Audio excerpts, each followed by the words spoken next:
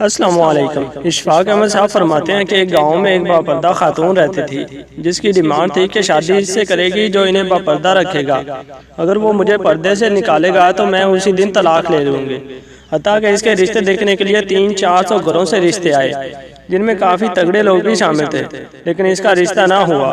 اس لڑکی کو بہت سے لوگوں نے سمجھایا کہ اس شرط سے انکاری ہو جاؤ، نہیں تو ساری زندگی کنواری بیٹھی رہو گی اور تمہیں کوئی ایسا رشتہ نہیں ملے گا۔ لیکن خدا کی کرنی ایسی ہوئی کہ ایک دن ایک نوجوان اس شرط پر نکاح کے لیے رضامند ہو جاتا ہے کہ میں تمہیں پردے میں رکھوں گا۔ اس لڑکے نے اور بھی بہت ساری پیار بھری باتیں کی، لیکن قصہ مختصر کہ اس کی منگنی ہو جاتی ہے اور ایک مقررہ ٹائم پر دونوں کی شادی ہو جاتی ہے۔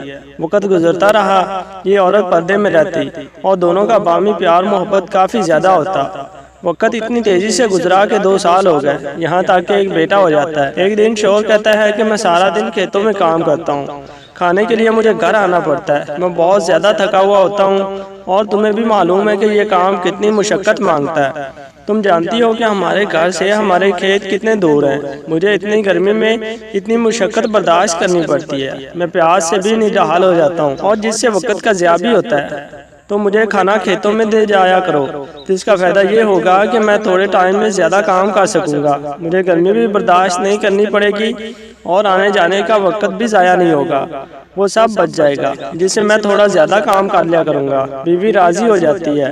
یہ ان کا معمول بن جاتا ہے کہ شوہر صبح صبح کام پہ چلے جاتا ہے اور یہ اس کے پیچھے کھانا لے کے جاتی ہے۔ وقت گزرتے گزرتے اللہ تعالیٰ کا ان پر ایک اور انعام ہوا، نعمت کی شکل میں ایک اور بیٹا ہو جاتا ہے، جس پر شوہر کہتا ہے کہ اب گزارا مشکل ہے، تمہیں میرے ساتھ کھیتوں میں ہاتھ بٹانا پڑے گا، کیونکہ تم جانتی ہو کہ مہنگائی کتنی زیادہ ہے اور میرے اکیلے سے گھر کے سارے اخراجات نہیں اٹھائے جاتے اور آئے دن بچوں کے اخراجات بھی بڑھتے جائیں گے، اور ہم دونوں میاں بیوی مل کے کام کریں گے تو ہمارا بوجھ کم ہو جائے گا۔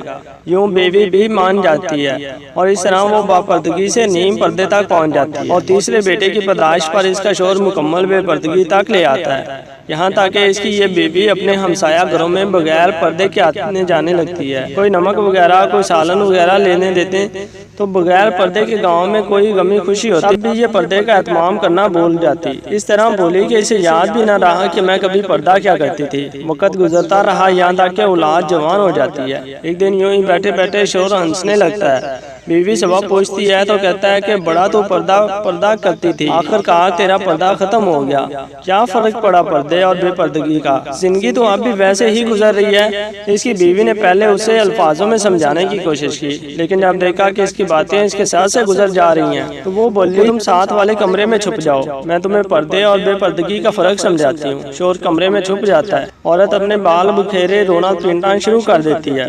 پہلے بڑا بیٹا آتا ہے، رونے کا سبب پوچھتا ہے، کہتی ہے تیرے باپ نے مارا ہے۔ بڑا بیٹا ماں کو سمجھاتا ہے کہ اگر مارا ہے تو کوئی بات نہیں، وہ آپ سے محبت بھی تو کرتے ہیں، آپ کا خیال بھی رکھتے ہیں، ہم نے کئی بار دیکھا ہے کہ وہ آپ کا سہارا بنے ہیں، اور بعض دفعہ تو مجھے یہ بھی لگا کہ جیسے وہ مجھ سے زیادہ آپ سے پیار کرتے ہیں۔ کسی بات پہ ان کو غصہ آ گیا ہوگا، وہ سمجھا بجھا کر چلا جاتا ہے اور پھر سے ماں دوبارہ رونے پیٹنے کی ایکٹنگ کرتی ہے اور دوسرے بیٹے کو بلا کر بتاتی ہے کہ تیرے باپ نے مجھے مارا، وہ بہت پریشان کر رہا ہے۔ اس بیٹے کو غصہ آتا ہے، وہ باپ کو برا بھلا کہتے ہوئے ماں کو سمجھا بجھا کر چپ کروا کر چلا جاتا ہے۔ آخرکار عورت یہی ڈرامہ چھوٹے بیٹے کے ساتھ کرتی ہے۔ چھوٹا بیٹا تو غصے سے آگ بگولا ہو جاتا ہے اور زور زور سے گالیاں بکتے ہوئے ڈنڈا اٹھاتا ہے اور کہتا ہے کہ ابھی باپ خبر لیتا ہوں۔ پھر عورت شوہر کو بلا کر بولتی ہے کہ پہلا میرے پردے کے وقت پیدا ہوا تو اس نے تیرا پردہ رکھا، دوسرا نیم پردے کے زمانے میں پیدا ہوا تو اس نے تیری آدھی لاج رکھ لی، جبکہ تیسرا مکمل بے پردگی کے زمانے میں پیدا ہوا تو وہ مکمل طور پر تیری عزت کا پردہ اتارنے گیا ہے۔ پردہ عورت کا فطری تقاضا ہے جو خالق حقیقی کی طرف سے مرد و زن کے لیے قاعدہ قانون ہے۔ کوشش کر کے ہر معاملے میں پردے کا اہتمام کریں، بے شک پردہ ایک نعمت ہے، اسے زحمت نہ سمجھیں۔